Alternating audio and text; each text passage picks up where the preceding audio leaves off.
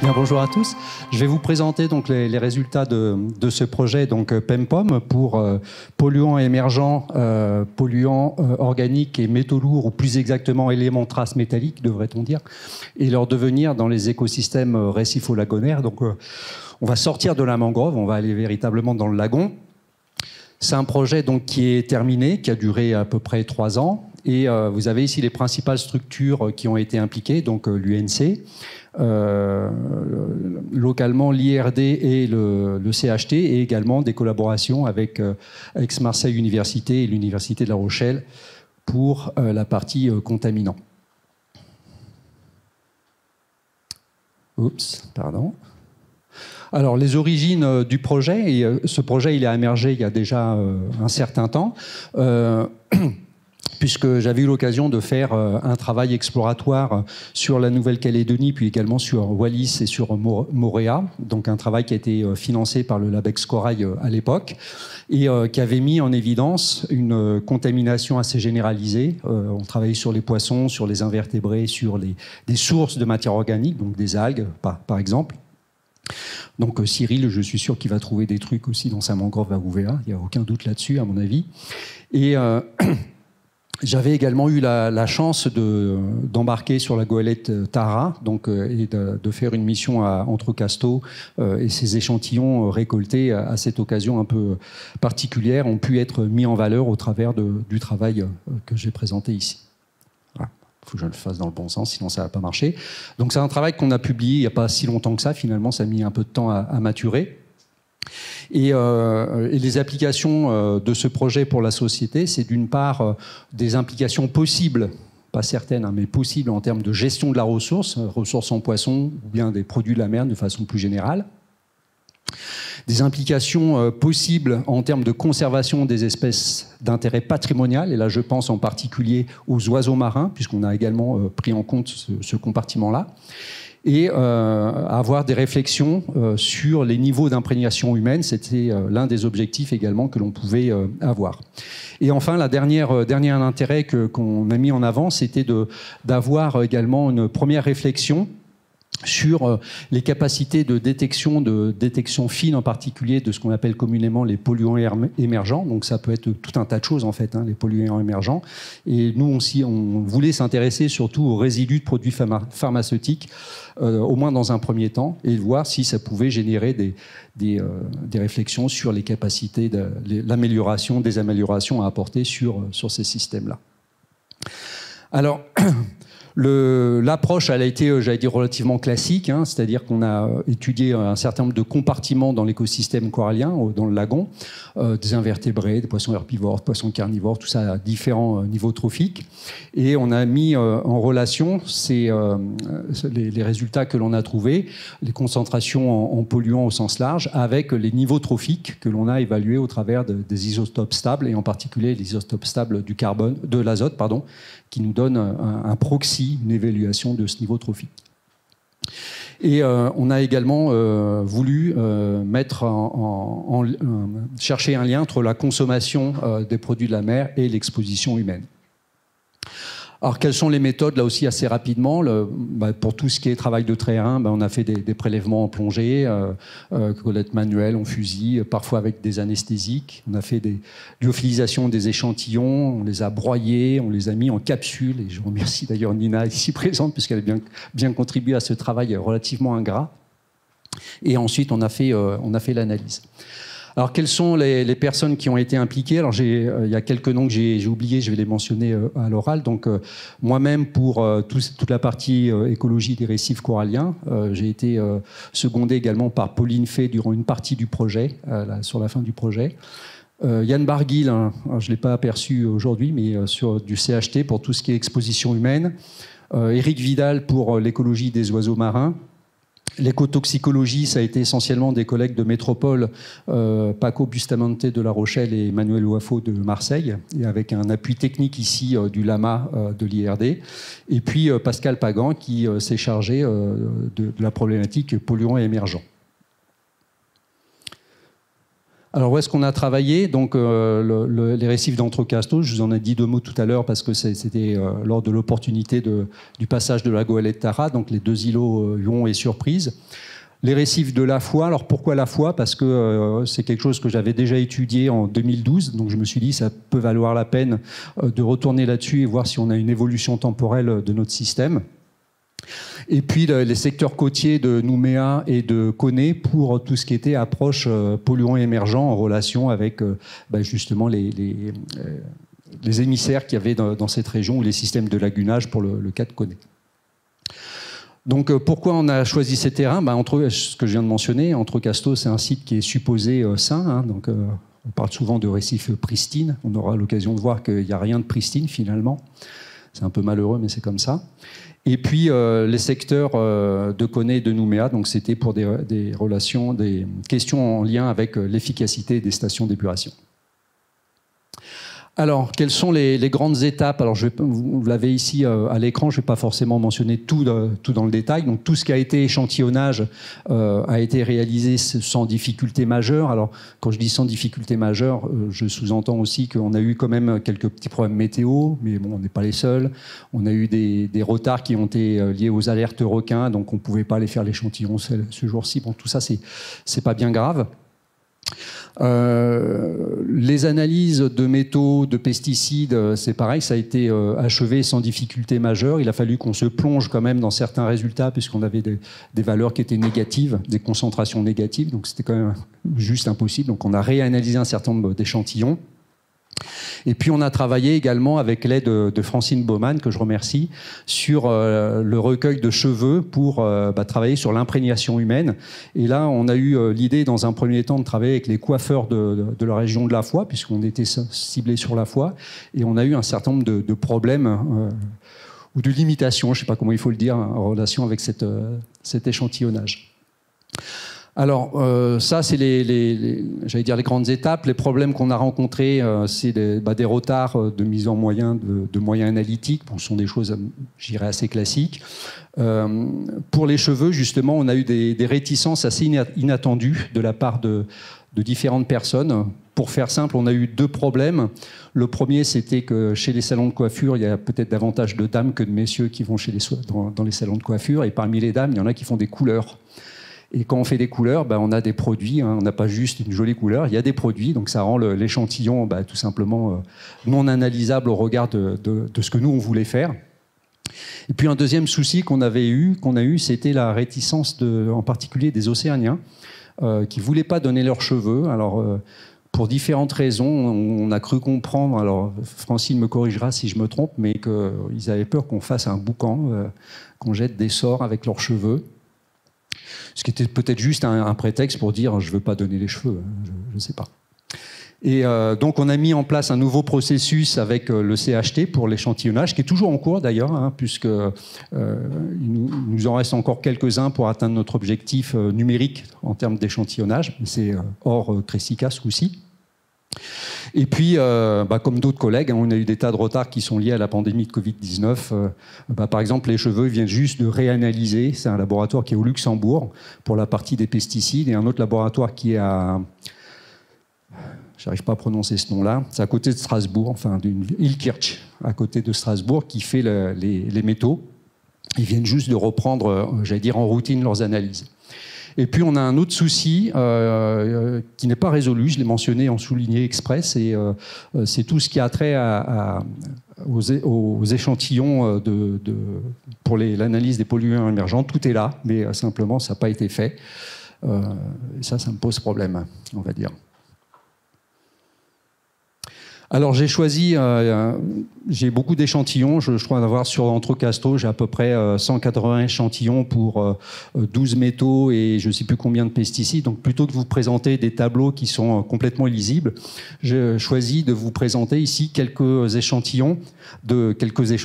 résultats choisis sur quelques métaux et quelques pesticides dans les diapositives suivantes, avec ici en bleu les résultats d'Entrecasteaux et en rouge ceux de la Foix. Et j'avais présenté une partie de ces résultats il y a déjà quelques années, mais avec les résultats de la fois de 2012 et non pas les résultats actuels.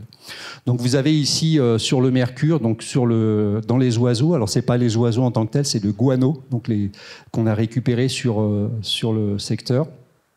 Un petit poisson territorial herbivore et puis 2 carnivores que vous connaissez, la saumonée gros point, la saumonée petit point.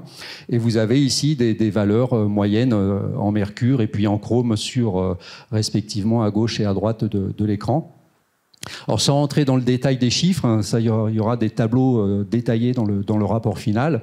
Ce que l'on retrouve aussi bien pour le mercure et le chrome que vous avez à l'écran, mais pour tous les métaux, en fait, il y en a partout. Tout ce qu'on a testé, on a trouvé des métaux, des éléments traces. Alors, jamais dans des quantités énormes, mais on en a trouvé partout. Donc le mercure, il augmente avec le niveau trophique. Là, on enfonce, j'allais dire, presque une porte ouverte. Ce sont des choses qui sont connues depuis longtemps dans d'autres écosystèmes marins ou terrestres de par le monde. Donc on a simplement une confirmation de ce phénomène-là. Et chose qui est possiblement intéressante, c'est de voir que on en a dans le guano des oiseaux et que peut-être ce guano des oiseaux qui est amené sur les îlots, peut-être est une source de contamination locale. Pour ce qui concerne le chrome, donc là aussi on en a partout, dans des proportions assez variables en fonction des espèces, mais on n'a pas de lien particulier avec le niveau trophique dans notre exemple. Et les résultats de la fois ici de 2018 sont à peu près les mêmes que ceux de 2012, donc il n'y a pas eu d'augmentation de la contamination entre 2012 et 2018 à la fois, il n'y a pas eu de diminution non plus.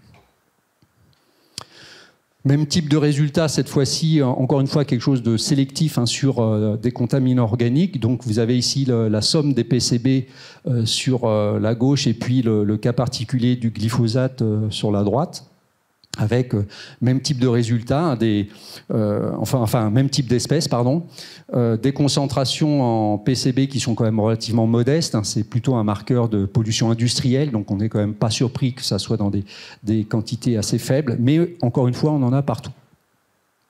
Le rôle plausible des oiseaux au travers du guano reste là aussi une hypothèse que l'on peut émettre, mais on n'a pas d'effet significatif du niveau trophique. On a fait des corrélations un peu plus poussées que ce que vous avez ici à l'écran, et on n'a pas d'effet significatif. Pareil pour le glyphosate, on n'a pas d'effet significatif du niveau trophique. Là, c'est plutôt une surprise, parce que dans la littérature, il est souvent mentionné comme étant un composé qui peut se bio-amplifier dans le réseau trophique. Nous, on ne l'a pas trouvé, mais à vérifier un peu plus peut-être avec des échantillons complémentaires. Un exemple ici sur, toujours des exemples choisis sur l'imprégnation humaine. Donc vous avez ce que l'on a trouvé dans les cheveux des coiffeurs de la fois, ce que l'on a trouvé dans les saumonées. Alors c'est un saumoné gros point, il n'y a pas grand monde qui mange la saumonée gros point, mais c'est un exemple. Les bossus et puis le bec de canne. Pour, d'une part, le mercure en bleu et le chrome en rouge sur le graphe de gauche, et sur le graphe de droite, 2 pesticides, la diéldrine et l'heptachlore. Et vous avez ici les valeurs, encore une fois, moyennées sur ces différents compartiments. Donc on n'a pas d'évidence nette quant au lien entre les concentrations que l'on trouve dans les poissons et l'imprégnation humaine pour ce qui concerne les métaux, en tout cas pour ces deux-là, pour le mercure et le chrome. Et un lien possible entre l'alimentation en poisson et l'imprégnation de certains pesticides, puisqu'on voit qu'il y a quand même une tendance à la hausse dans les cheveux. Alors malgré tout, malgré cette tendance, on n'est pas complètement satisfait. D'abord parce qu'ici, on a un nombre d'échantillons qui est quand même relativement modeste, je crois de l'ordre de la dizaine ou douzaine, je crois. Quelque chose comme ça. Et on y verra vraiment plus clair lorsque l'échantillonnage qui est en fin de réalisation sera complètement achevé et analysé. Quelques éléments sur les oiseaux, donc des espèces d'intérêt patrimonial. C'est quelque chose qu'on a dû changer en cours de route, parce qu'au départ, on se disait on allait faire comme dans la thèse d'Andreas Ravach, pour celles et ceux d'entre vous qui le connaissent, c'est-à-dire de faire des prélèvements sanguins chez les animaux et puis ensuite les relâcher. Mais ça, c'est compliqué logistiquement, et puis c'est quand même assez intrusif. Donc ça n'a pas marché, on en a fait un ou deux je crois, mais on n'a pas tiré grand-chose. Et donc on a eu l'opportunité de travailler avec des animaux morts qui étaient ramenés ou blessés, qui étaient ramenés au parc zoologique et forestier. Et une fois ces animaux, alors s'ils étaient sauvés évidemment, ils étaient relâchés, mais si malheureusement ils mouraient, ben, on pouvait récupérer les carcasses d'animaux. Et on a pu en faire l'analyse. Alors on a 3 groupes, on a les sternes, les nudibrands et puis les puffins, qui sont largement les plus abondants ici. Et vous avez quelques valeurs. C'est pareil, hein, je vous ai fait une sélection de résultats sur le mercure, le chrome, qui est divisé par 10, le cadmium divisé par 100 ici pour que ça soit dans une échelle visible, la somme des PCB et puis le glyphosate. Et on a voilà un peu ces tendances. Hein. On n'a pas beaucoup de concentration de façon très ponctuelle sur un individu par-ci, un individu par-là, qui sont nettement supérieurs à ce qu'on a observé chez nos poissons. Peut-être que tout simplement ces oiseaux-là ne mangent pas les mêmes poissons que ceux que nous on a analysés, ce qui semble assez probable. Et puis on a des composés pour lesquels on a des différences significatives en fonction des espèces, par exemple pour le mercure ou le cadmium. Le mercure, on est dans des concentrations qui sont faibles, mais il y en a statistiquement plus chez les sternes que chez les nodis, chez les puffins par exemple. Et puis vous avez beaucoup de composés, comme je vous mentionne ici le chrome, le nickel, le plomb et d'autres, pour lesquels on n'arrive pas à mettre en évidence de différences significatives entre les espèces. Alors, en termes de perspective, il y a toujours la possibilité d'aller un peu plus dans le détail de l'analyse statistique, ce qui est un travail qui est toujours un peu chronophage. Ce qui nous tient sans doute le plus à cœur, c'est d'affiner un petit peu les résultats sur l'exposition, l'imprégnation humaine. Donc, c'est les analyses qui sont en cours et pour lesquelles on espère avoir les résultats d'ici la fin de l'année. Et également d'essayer de faire un lien avec l'alimentation humaine au travers de questionnaires. Je ne sais pas si ça a été évoqué ce matin, mais Francine a établi un questionnaire alimentaire sur lequel on s'est basé pour justement voir ce que les gens mangent. Alors ils mangent bien sûr bien d'autres choses que du poisson, mais on fera un petit focus sur le poisson pour voir si on arrive à mettre en évidence des éléments intéressants. Alors, le cas des polluants émergents, j'ai utilisé volontairement le terme d'échec. Moi, je suis un peu déçu de cette situation, puisque tout est là. On a les échantillons, on les a eus en temps et en heure, avec un peu de difficulté, mais le collègue ne donne pas je cherche un terme politiquement correct, ne donne pas de signe clair d'avancée sur ces travaux. C'est là, hein, il n'y a plus qu'à faire, mais voilà, c'est pas fait.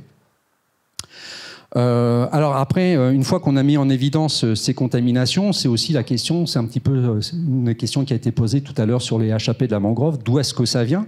D'où est-ce qu'ils viennent tous ces contaminants-là? Autant lorsque l'on est au niveau de la Grande Terre, on peut se dire que ça vient directement de la Grande Terre, on ne prend pas de grands risques en disant ça, au moins pour l'essentiel. Mais on a vu que sur Anthrocasto, on a des contaminations qui sont parfois aussi fortes, même parfois plus fortes que celles que l'on trouve sur la Foix. Alors certes, la Foix, ce n'est pas un bassin minier réputé, on va dire, mais il y a des activités agricoles, il y a un peu d'activités, j'allais dire, urbaines, si on peut dire ainsi. Donc il y a des apports de polluants. Alors que sur Anthrocasto, théoriquement, il n'y a rien. Donc d'où est-ce que ça vient? Est-ce que ça vient de l'aérien? Tout à l'heure, il y a une question qui a été posée par là, sur cet aspect. Est-ce que ça vient tout simplement des poussières qui sont véhiculées par les vents dominants, qui se déposeraient par hypothèse jusqu'à Anthrocasto? C'est possible. Est-ce que ça provient des grands courants océaniques? C'est aussi une question qui m'avait été posée à plusieurs reprises. Et pour essayer de répondre à cette question, justement, j'ai eu la chance d'avoir quelques échantillons en provenance d'UVA et puis quelques-uns en provenance de Whirlpool. Et on trouve des contaminants, y compris des HAP. J'ai fait quelques tests sur les HAP, donc on en trouve. Donc ça veut dire que c'est dans ces zones à UVA, il y a du monde. Mais bon, il n'y a pas d'activité polluante a priori, en tout cas rien de grande ampleur. Et à Whirlpool, carrément, il n'y a rien, à ma connaissance en tout cas, qui pourrait justifier la présence de ces contaminants. Donc ça veut dire qu'il y a des apports vraisemblablement, dans ce cas-là, par les courants océaniques, puisque les vents dominants, il n'y a rien qui les amènerait directement à ce niveau-là. Alors une autre perspective qui est intéressante, c'est les acquis de ce travail, ils ont permis d'être associé à d'autres résultats que j'ai eus dans d'autres régions du Pacifique, et donc sur Vanuatu, Fidji, etc., Samoa.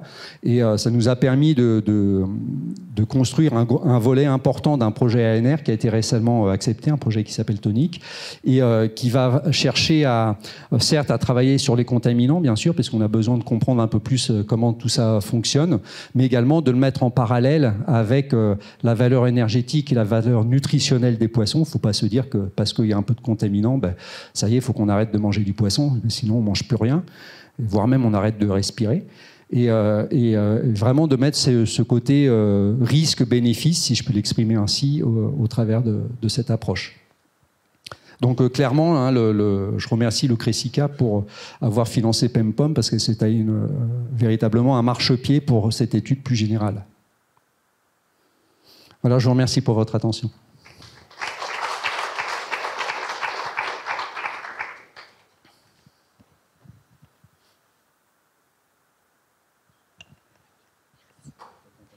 Est-ce qu'il y a des questions? Et tu peux prendre celui-ci qu'il faut allumer, je pense qu'il est... Oui, ça marche.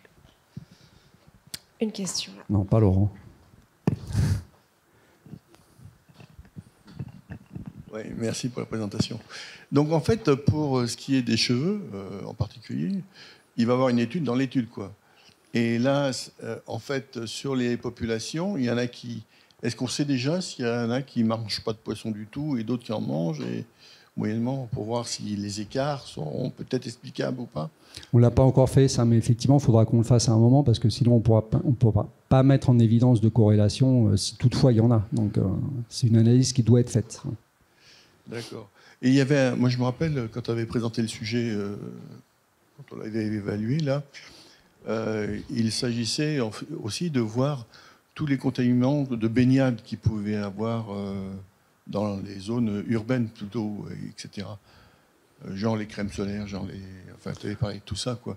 Et là, ça ressort ou pas dans les... Non, alors, c'était... il y a peut-être une confusion, c'est-à-dire dans la première phase de l'élaboration de ce projet, il n'y avait que pollution métallique et organique.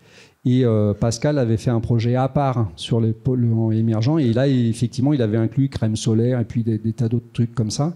Et lorsque l'on a intégré, puisqu'il y avait quand même des liens, au moins au départ, sur l'intérêt de faire tout en même temps, finalement, on a resserré pour que ça rentre quand même dans un budget raisonnable, quoi. Donc on n'avait pas du tout envisagé de faire les crèmes solaires.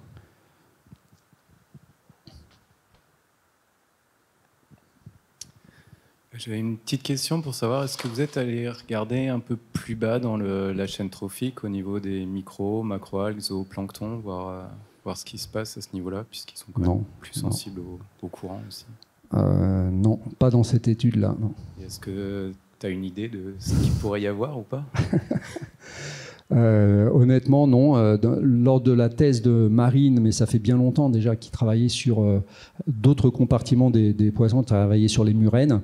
Donc c'est vraiment une problématique différente. Mais on était remonté effectivement sur alors pas le phyto de façon globale, mais sur la matière organique particulière, donc qui peut être considérée comme un proxy, pas toujours très fiable, hein, mais un proxy quand même du phyto. Et puis on avait quelques éléments de zooplancton, ouais. Mais on n'avait pas grand-chose.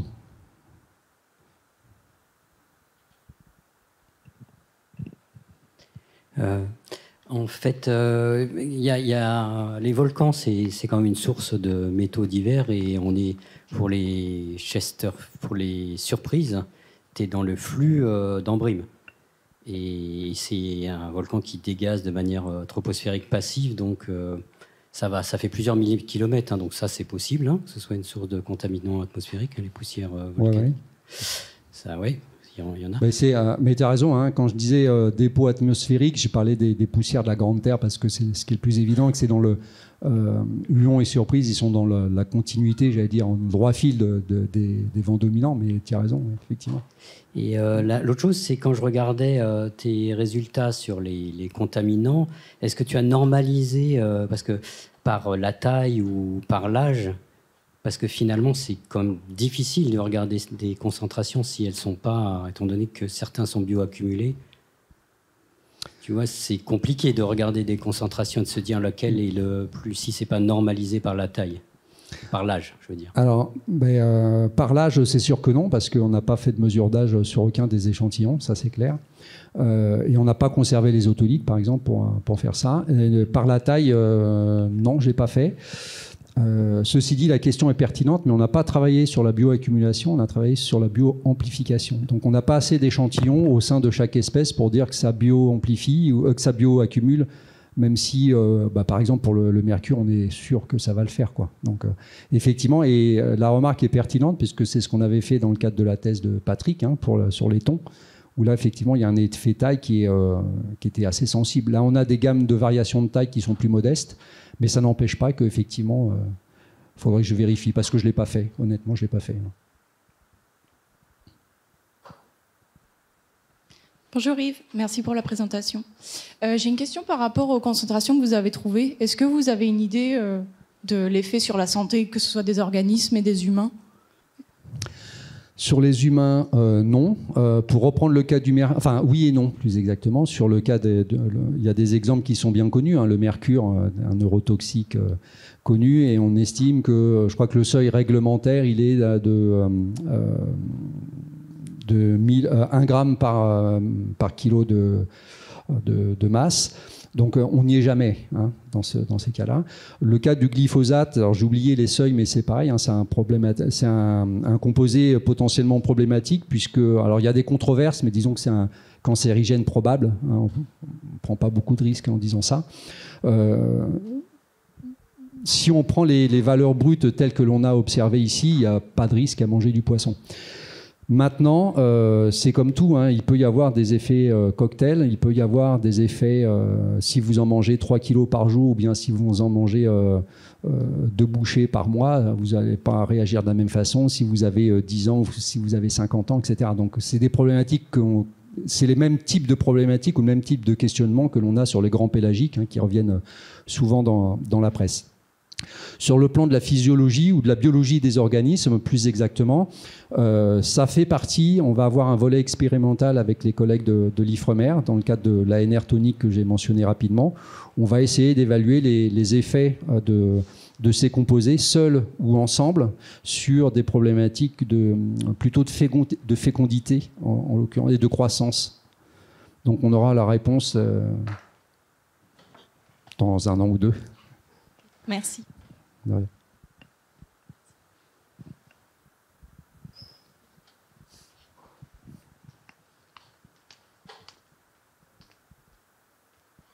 Ouais. Finalement, un des intérêts, quand même, c'est de mettre en relation avec l'environnement. Alors, c'est bien sûr très difficile. Mais est-ce que tu prévois de faire une modélisation multifactorielle avec cet ensemble que tu as ? Oui. Bon, voilà. Ça va être le premier travail qu'aura effectué la personne qui va être recrutée en thèse sur Tonique.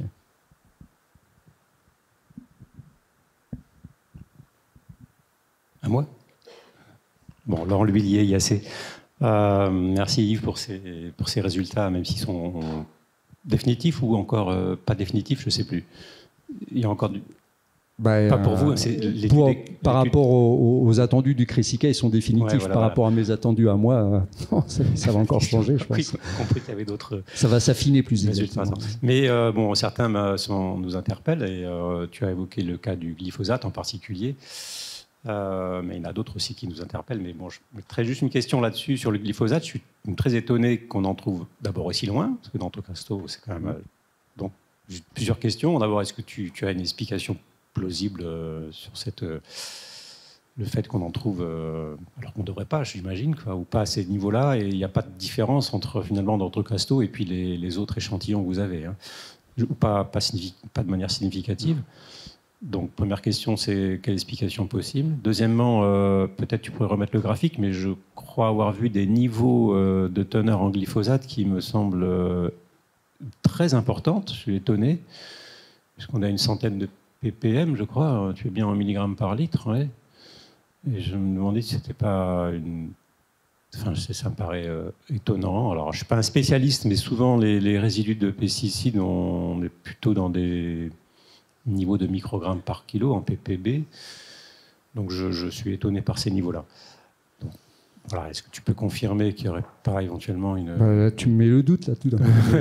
Un petit contrôle à faire avant non, de je vais peut-être... faire non, mais j'avais déjà fait ce contrôle parce que Voilà. je m'étais posé aussi cette question et en particulier par rapport au collègue en l'occurrence de Marseille qui m'a fait l'analyse. Je dis mais t'es sûr, est-ce que c'est pas Micro et Émilie? Enfin, je vous engage à bien être sûr de vos... mais je referai encore, je referai une avant vérif. de lancer un dernier, de publier un rapport. Et puis les organismes, enfin les animaux, poissons et puis oiseaux, est-ce que vous avez vu a priori des organismes qui semblaient en mauvaise santé ou ça vous a pas... Non. Tout le monde a l'air d'aller bien. La seule exception, c'est est-ce qu'ils sont les oiseaux, parce qu'eux, ils ont été récoltés morts, mais ils n'ont pas été récoltés morts à cause de leur teneur en contaminants. Enfin bon, sous réserve, évidemment, mais je pense que ça n'a rien à voir, leur mortalité. Alors, pour revenir sur ta question sur l'origine, c'est un petit peu ce qu'on disait tout à l'heure, ça peut être une origine aérienne.